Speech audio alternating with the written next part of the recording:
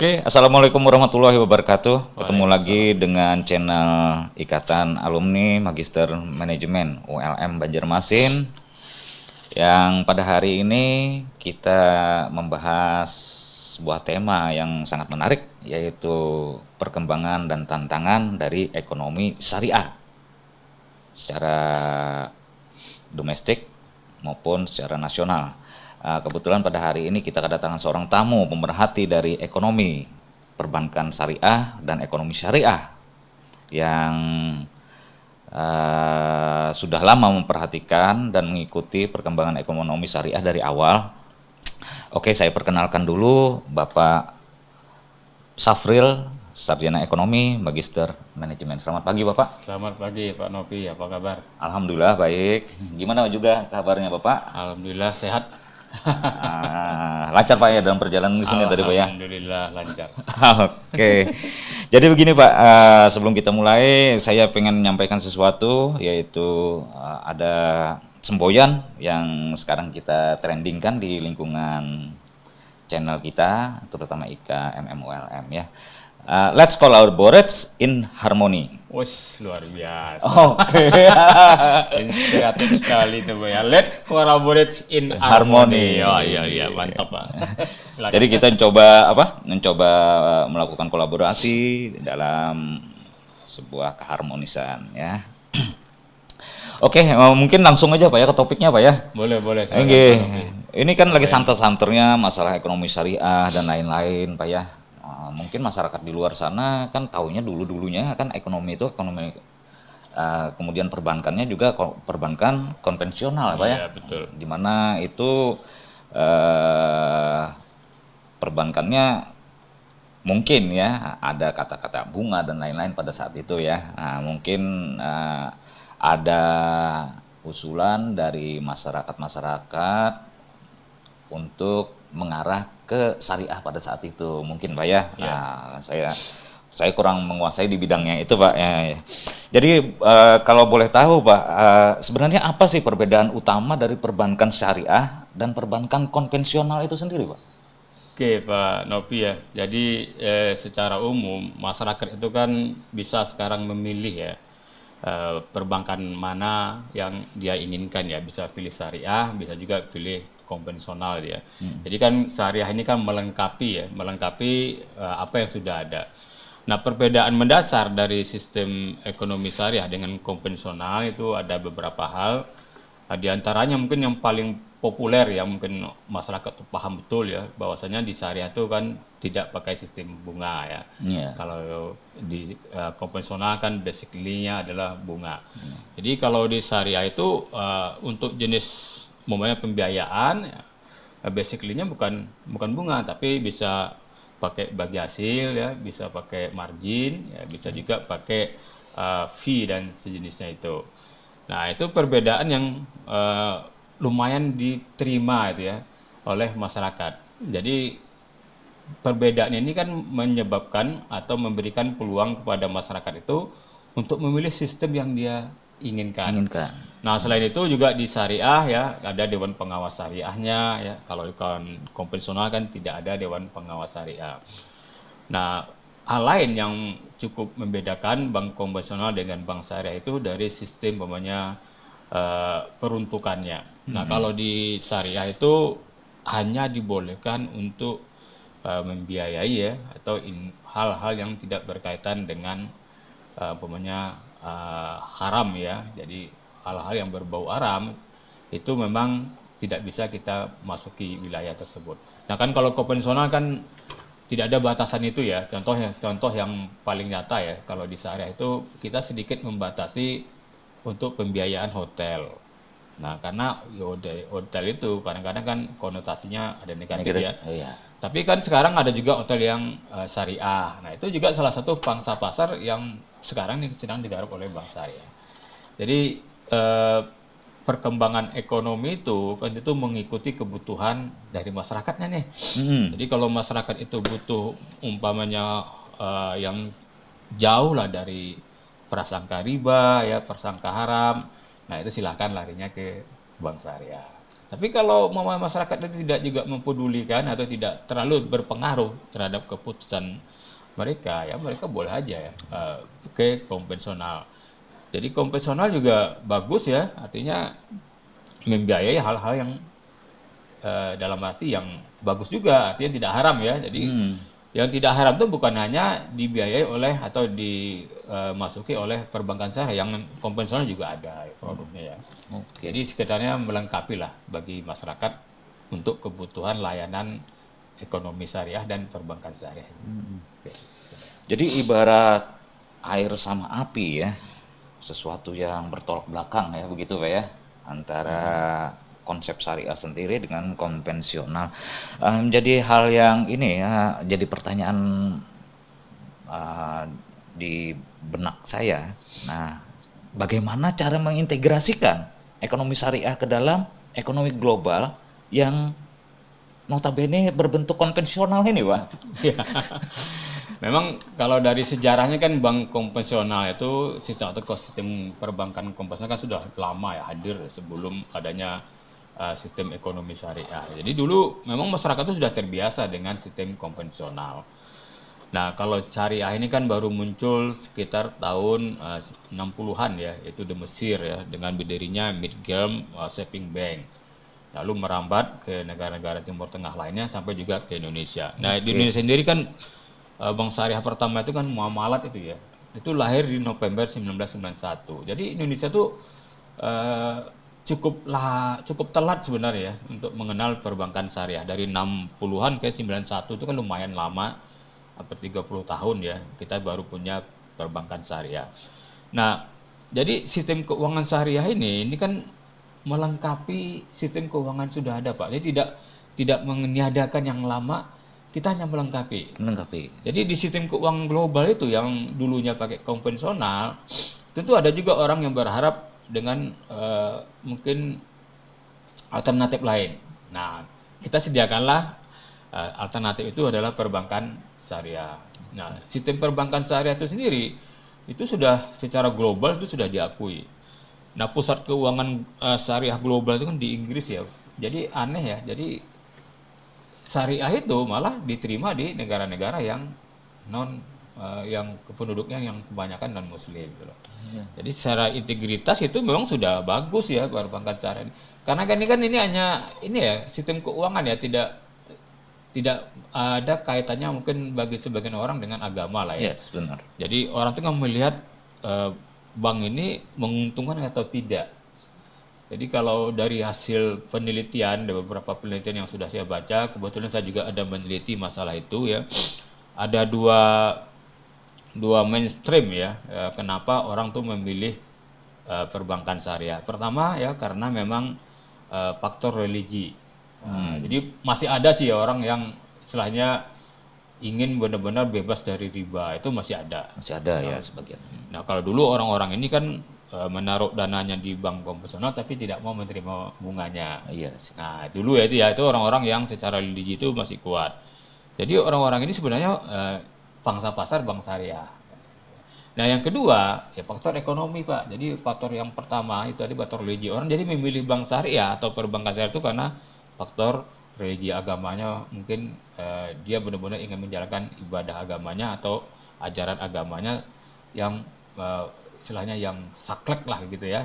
Jadi tidak menerima tadi sistem bunga atau riba tadi. Nah, yang kedua itu adalah sistem faktor ekonomi. Nah, faktor ekonomi yang kebanyakan malahan. Jadi faktor ekonomi itu orang memilih perbankan syariah melihat untung rugi. Jadi mereka membandingkan nih, kalau tadi mamanya nabung di perbankan syariah bagi hasilnya berapa, kalau di konvensional berapa. Nah, kalau tinggi di syariah dia nabung di syariah, tapi kalau tinggi di konvensional dia nabung pindah di ke konvensional. Jadi biasa, jadi orang-orang sini ya pikir ekonomi, mana yang lebih untung di situ mereka ada gitu ya. Jadi biasalah. Jadi ya sistem ekonomi syariah itu ya sama dengan sistem ekonomi biasa ya, yang menjadi landasan orang untuk memilih aja, ada alternatif baru lah gitu kan. Nah, maka sekarang kan juga yang pengguna sistem perbankan syariah itu bukan hanya orang muslim, malah sebagian besar itu malah yang non muslim.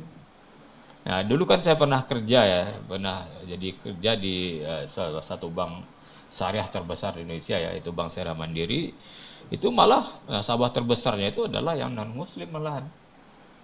Ya kan, jadi tidak ada urusannya dengan istilahnya agama lah itu ya. Ya. Karena orang yang berpikir ekonomis, berpikir bisnis itu pikirannya untung rugi. Iya. Itu loh Pak. Jadi secara global itu tidak ada masalah ya. Nah, integrasinya itu sudah banyak. Sekarang kita kan tinggal pilih aja. Kalau mau konvensional ya Konvensional, silakan ya. ya. Kalau mau syariah ya silakan gitu kan. Silakan, Ya ya. konvensional juga sama ya.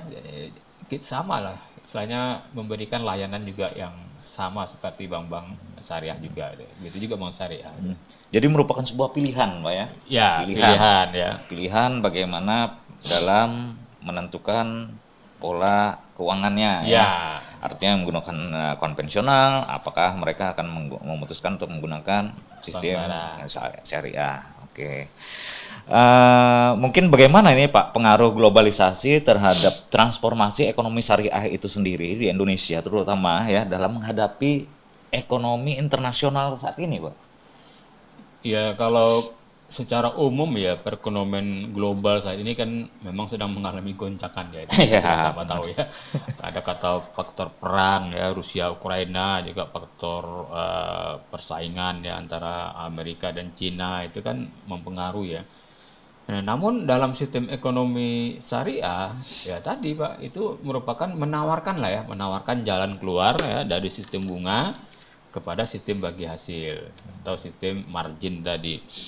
Jadi pilihannya tuh semakin banyak sebenarnya dengan hadirnya perbankan syariah ini. Jadi dalam sistem keuangan global, para pebisnis itu akan mencari sistem ekonomi yang terbaik bagi mereka. Ya, tinggal dibandingkan saja mana yang lebih besar, namanya keuntungannya ya antara syariah dengan konvensional. Jadi integrasinya itu ya sesuai dengan kebutuhan. Kita tidak bisa paksakan, Pak.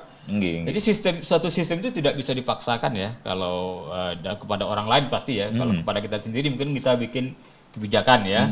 Nah, contohnya kalau pemaksaan itu ada beberapa negara yang mengharuskan semua perbankan itu syariah, ada kan? Kayaknya di Pakistan itu kan sistem perbankannya nasionalnya syariah. Mulai dari Bank Indonesia sampai bank-bank seluruhnya bank pakai sistem syariah. Itu kan kebijakan dari suatu negara. Nah kalau secara global itu kan nggak mungkin. Global itu kan ada pilihan lah ya. Kita di Indonesia aja kan pakai dual system. Ya, ada konvensional, ada syariah. Ya bagi orang Indonesia ya silakan mau pilih yang mana. Konvensional ya silakan ya, syariah ya silakan. Ya itu Pak ya. Jadi sebenarnya sudah terintegrasi aja ya. Cuma tinggal pilihan-pilihan aja yang dipilih oleh si pebisnisnya. Bisnisnya. Okay. Mungkin ini ya pemirsa ada ingin tahu atau tidak mengetahui atau pengen tahu juga sebenarnya bedanya sistem konvensional transaksinya dengan sistem transaksi yang dari syariah itu sendiri. Mungkin bisa Bapak contohkan, Pak. Nah, kalau di dalam transaksi konvensional kan kalau kita pengen membeli sesuatu, kecenderungan yang konvensional ini adalah mengasihkan dalam bentuk cash. Ya. Begitu Pak ya. Mungkin dari masyarakat pengen tahu dari sudut syariah seperti apa perbedaannya di situ. Oke, kalau kita di tabungan itu kan ada beberapa akad lah itu ya yang melatar belakangi transaksi itu ya. Bisa pakai mudharabah, bisa pakai wadiah. Jadi kalau tabungan di simpanan ya di perbankan syariah itu sistemnya sistem bagi hasil atau titipan ya wadiah itu. Nah kalau di konvensional kan sistemnya bunga. Nah wadiah dan bagi hasil ini tergantung dari hasil yang dikelola oleh bank untuk menghasilkan keuntungan. Nah keuntungan itulah dibagi hasilkan kepada si nasabah pemilik dana sesuai proporsi dananya masing-masing. Nah itu kalau dalam sistem simpanan. Nah kalau dalam sistem kredit atau kalau di syariah sambatannya sebutannya bukan kredit, tapi pinjaman. Nah, loan and financing ya. Jadi bedanya itu loan di konvensional, financing di syariah sebutannya. Nah contoh kita kan kalau di syariah itu tadi salah satunya kan kita punya sistem murabahah ya atau jual beli. Nah sebenarnya kalau dihitung-hitung secara rupiahnya mungkin nggak jauh beda lah ya. Nah kalau di konvensional kan semua transaksi itu kan latar belakangnya bunga. Kita mau pinjam nih bisnis ke bank, mau pinjam mau bisnis ya. Lalu kita datang ke bank menunjukkan pinjaman. Nah kan mereka akan menanyakan keperluannya apa, ya, lalu ditetapkanlah bunganya berapa sesuai dengan jaminan pasti ya. Nah jadi kalau di konvensional basically semuanya bunga, kita nggak ada sistemnya. Nah kalau di syariah itu beda. Pokoknya tadi kalau kita mau beli barang ya itu jatuhnya jual beli. Jadi kita nih contoh mau beli rumah nih, beli rumah, beli mobil itu kan jual beli. Nah kalau kita untuk buka usaha atau untuk modal usaha nanti jatuhnya modal kerja. Modal kerja. Modal kerja nanti bisa pakai musyarakah maupun murabahah. Jadi setiap transaksi di syariah itu harus jelas peruntukannya Pak. Nggak bisa kayak Bapak bilang tadi pinjam uang nggak bisa. Jadi istilahnya di syariah itu ada namanya underlying transaction. Underlying transaction itu adalah transaksi yang melatar belakangi pinjaman tadi. Jadi kalau kita mau pinjam ke bank syariah ditanyain tuh, Bapak peruntukannya buat apa? Oh saya mau beli rumah. Oh berarti akadnya murabahah. Oh saya mau buka usaha atau saya mau nambah modal usaha. Oh ini jatuhnya musyarakah atau mudharabah gitu kan. Jadi harus tahu dulu underlying transaksinya. Beda sama konvensional. Pokok datang ke konvensional mungkin bawa jaminan, ya, ajukan pinjaman, ya terserah uangnya mau dipakai buat apa. Nah itu bisa ya, asalkan ada jaminannya. Nah kalau syariah itu bukti transaksi itu akan sebagai underlying transaksi tadi akan ditaruhkan di akadnya Pak, di file itu ya, di filing pinjamannya itu. Jadi kalau tadi beli rumah ya berarti harus ada SAM-nya ya, akad notarisnya dan sejenis tadi. Kalau dia modal kerja ya harus ada barang-barang atau fresh list ya, atau orang sebutnya itu daftar rencana pembelian RAB, rencana anggaran belanjanya seberapa, nah itu ada dilampirkan. Nah, nanti akan dicek lagi ketika dia beli itu dengan notanya. Jadi jelas Pak uangnya itu buat apa. Nah itu sih perbedaannya ya kalau di syariah dengan konvensional. Oke. Sangat menarik tadi masalah Bapak ada menyebutkan tadi masalah loan, kemudian financing Pak ya. Apakah konsep yang digunakan syariah ini sendiri apakah seperti leasing begitu Pak? Mungkin bisa saya artikan seperti itu ya. Karena leasing kan ada dua metode juga ya, seperti operating lease sama financial lease ya. Artinya dibiayai oleh pihak pembiaya untuk digunakan oleh pihak leasing ya. Dari lessor ke leasing. Saya seperti nangkapnya seperti itu, benar Pak? Konsepnya seperti itu Pak ya? Oke, itu penamaan dalam bahasa Inggris ya. Tadi sudah saya sampaikan kalau di konvensional itu sambatannya atau sebutannya kredit ya. Nah kalau di syariah sebutannya pinjaman. Nah, itu kan. Kalau dalam bahasa Inggrisnya kredit itu kan loan. Kalau pinjaman itu dan kreditnya kan financing. Nah salah satu produk kita itu ya tadi kita produk pembiayaannya kan ada macam-macam deh Pak. Ada murabahah, ada musyarakah, ada mudharabah, ada ijaroh ya. Nah ijaroh tadi yang Bapak sebutkan tadi leasing itu.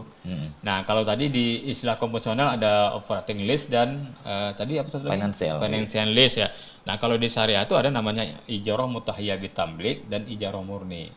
Nah kalau ijaroh mutahiyah bitamlik itu transaksi yang nanti pada akhir masa sewanya itu menjadi milik si penyewa kayak leasing itu ya, leasing sepeda motor. Nah kalau ijaroh murni itu ya sewa biasa kayak orang transaksi sewa fotokopi nih kan kita juga sering ya di kantor fotokopi kan sewa ya berarti kalau sudah habis masa sewanya sudah kembali lagi barang fotokopinya tidak menjadi milik si penyewa. Jadi itu sistemnya. Jadi sebenarnya produk-produk di perbankan syariah itu lebih beragam daripada konvensional. Kalau konvensional apapun produknya bunga, gitu kan? Nah kalau syariah itu enggak. Kalau tadi umpamanya sewa itu ijaroh ya, pakai akadnya ijaroh. Kalau kerjasama atau modal kerja jatuhnya nanti musyarakah atau mudharabah ya. Kalau mau beli barang ya jatuhnya nanti ke murabahah. Jadi banyak sesuai dengan peruntukannya tadi. Itu sih beda Pak. Sangat luas Pak ya berarti ya. Sangat luas. Itu kan basically-nya juga beda-beda. Kalau murabahah itu ya pakai margin ya. Nah, margin ini sebenarnya tuh jadi tantangan loh Pak bagi perbankan syariah. Karena margin ini kan mirip dengan bunga. Iya. Saya kasih contoh gini nih. 10% dari 1 juta dengan 100.000 dari 1 juta. Sama kan? 10% kali 1 juta kan 100.000. Iya, benar. Ya kan? Berarti bunganya kalau di konvensional kan kamu pinjam 1 juta bunga 10%. Berarti bunganya 100.000 kan ya? Iya. Per tahunnya. Nah, kalau di konvensional, kalau di syariah ini barang harganya 1 juta lalu marginnya 100.000. Maka total yang harus dibayar ada 1.100.000 kan sama kan, sama-sama 100 ya isinya. Nah tapi cara mengelolanya itu beda. Nah kalau yang satu bunga, satu pakai margin. Nah kalau nanti di sistem perbankan syariah sendiri, nah kalau murabahah itu dia tidak berubah sampai lunas. Jadi kalau jangka waktunya 12 bulan, berarti ya angsurannya rata. Nah kalau konvensional kadang kan ada tanda bintang ya. Nah, kalau lama ya, kalau mau 10 tahun itu kan bunga dapat berubah sewaktu-waktu tanpa pemberitahuan. Nah, berarti kan bisa berubah bunganya. Iya benar. Nah, yang parahnya lagi kalau di konvensional itu kan kalau berubahnya naik itu naik, tapi kalau perubahannya turun itu nggak turun gitu. Oke. Itu ya, jadi ada sedikit perbedaan. Jadi kalau ingin kepastian bagusnya syariah sih ya. Ya, karena dia tidak tanpa terpengaruh dengan bunga pasar ya.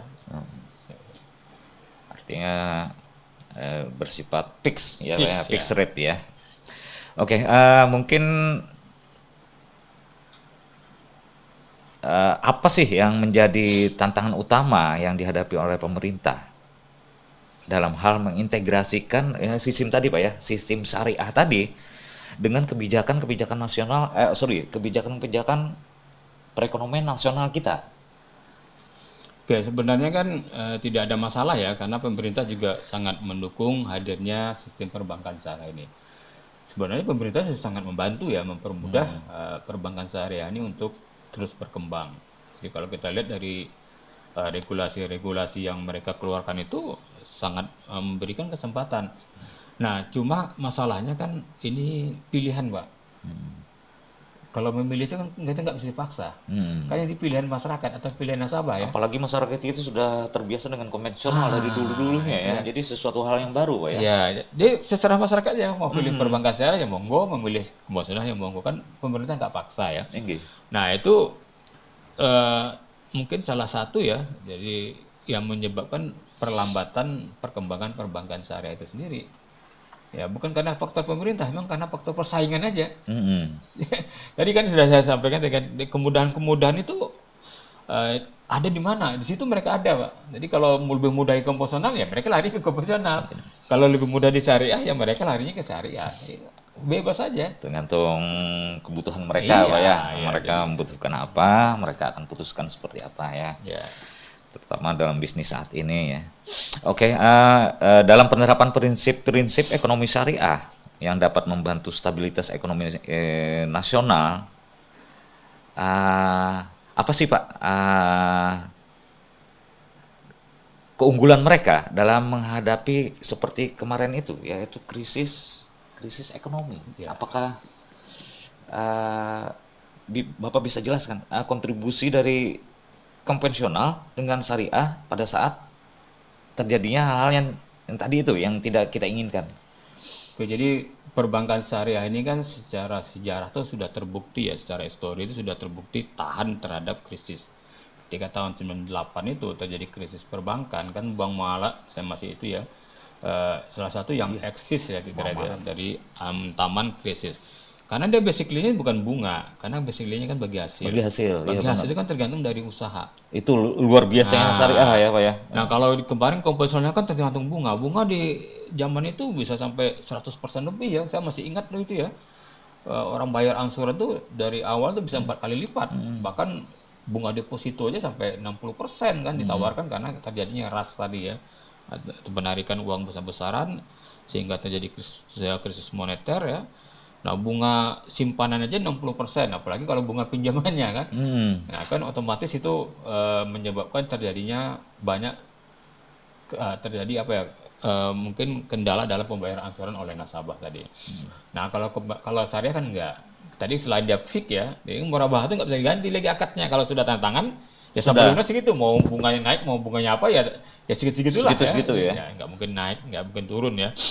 Nah karena kan dia kalau usahanya lagi turun ya otomatis kan bagi hasil turun. Kalau usaha lagi Konsepnya naik, bagi ya, hasil intinya ya Pak. kalau usahanya naik ya bagi hasilnya naik. Jadi kalau tadi terjadi krisis ya otomatis kan mungkin bagi hasil untuk penabungnya turun. Kalau di dalam konvensional itu kan pada saat terjadi krisis, terjadi perlambatan ekonomi pada pelaku bisnis, kemudian mereka mengajukan keberatan dalam sistem pembayaran mereka, biasanya di konvensional kan ada itu yang disebut dengan restrukturisasi Pak ya, perbankannya. Oh jadi karena ini menggunakan sistem bagi hasil, di situ keuntungannya Pak ya, Ya. dan keunggulan daripada syariah dalam menghadapi krisis moneter ya. Oke. Secara ini Pak, secara penerapan prinsipnya sendiri, ekonomi syariah ini dalam membantu stabilitas nasional dalam menghadapi krisis moneter tadi itu kita sudah kita bahas bahwa sangat stabil ya Pak ya, dengan adanya bagi hasil dibandingkan dengan sistem konvensional yang mungkin nantinya ada tekanan-tekanan terhadap tingkat suku bunga dan lain-lain Pak ya. Kemudian bagaimana kebijakan pemerintah Pak dan regulasi dapat mendukung perkembangan industri keuangan syariah di tingkat nasional terutama pada saat ini Pak? Ya kalau kita perhatikan sekarang ya, memang jumlah perbankan syariah itu semakin mengecil ya karena ada merger ya. Kalau dulu kan BUMN tuh ada 4 ya, Bank BUMN Syariah, ada BNI Syariah, BRI Syariah, Bank Syariah Mandiri ya, sama BTN ya. Nah sekarang ada merger 3 bank menjadi satu ya di BSI ya. Nah otomatis kan jumlahnya semakin kecil, semakin berkurang lah secara umum ya, secara totalitasnya. Tapi itu juga tidak akan mengurangi juga kesempatan bagi masyarakat untuk menikmati layanan perbankan syariah. Karena pemerintah tujuannya untuk melakukan merger ini ya ada tujuan baiknya ya. Dan tujuan baiknya supaya nanti bank perbankan syariah ini kan punya modal yang tinggi, yang besar dan bisa melayani masyarakat yang lebih luas lagi. Nah, jadi pemerintah itu sudah sangat melakukan atau mendorong lah ya untuk perkembangan perbankan syariah ini. Nah, cuma masalahnya kenapa masyarakat belum sepenuhnya menggunakan perbankan syariah? Nah, tadi kembali lagi Pak ke kebutuhan masyarakatnya. Ya. Masyarakat ini perlunya yang seperti apa nih? Ya. Jadi masyarakat kan punya pilihan tadi. Nah, selalu itu dibanding-bandingkan ya antara bank konvensional dengan syariah. Tadi contohnya kalau dia mau nabung, mau nyimpan ya, itu selalu dibandingkan bunga yang besar di mana. Nah, kalau mau minjam, cari bunga yang kecil kan. Atau angsuran ya. Jadi mereka tuh selalu membandingkan angsuran kalau di bank konvensional angsuran segini, kalau di syariah segini. Nah, mereka ya sama lah ya. Jadi sistemnya sistem bisnis kan. Jadi mana yang lebih menguntungkan mereka, ya mereka pakai. Jadi kalau pemerintah ya tentu tidak sampai dalam tahap dia untuk menekan ya atau menyuruh masyarakat itu untuk berbankan syariah, tentu tidak. Jadi mereka tuh hanya memberikan kesempatan kepada pengelola perbankan syariah untuk bisa bersaing. Nah, bersaing ini kan susah Pak. Karena kan ibaratnya orang yang sudah besar bersaing dengan anak kecil gitu ya. Iya benar. Ya pasti kalah dengan anak kecilnya kan. Ya dalam hal modal itu kan kita kalah ya. Dalam hal usia atau dalam hal pengalaman juga kalah kan. Ya maka sekarang perbankan syariah sepertinya kalau menurut saya udah jalan di tempat ya. Hampir tidak kedengaran lagi hal-hal baru lah kalau menurut saya. Berarti yang terakhir ini adalah penggabungan atau merger dari semua syariah ya, menjadi satu labeling yaitu Bank Syariah Indonesia Pak ya, BSI yang sekarang ini Pak ya. Oh, jadi dukungan pemerintah dalam industri syariah itu sendiri adalah dengan melakukan merger atau penguatan modal ya Pak. Ya. Bisa diartikan seperti itu ya, supaya bisa bersaing dengan bank-bank konvensional lainnya. Lebih besar modalnya ya. Oke, terima kasih banyak Bapak Sapril atas informasi, kemudian sharing pengetahuan ya, terutama untuk pemirsa di YouTube channel IKMM ULM. Mungkin kita akan ketemu lagi di lain waktu. Tapi ada satu informasi yang perlu kita sampaikan, Pak Sapril ini juga adalah seorang penulis buku ya Pak ya?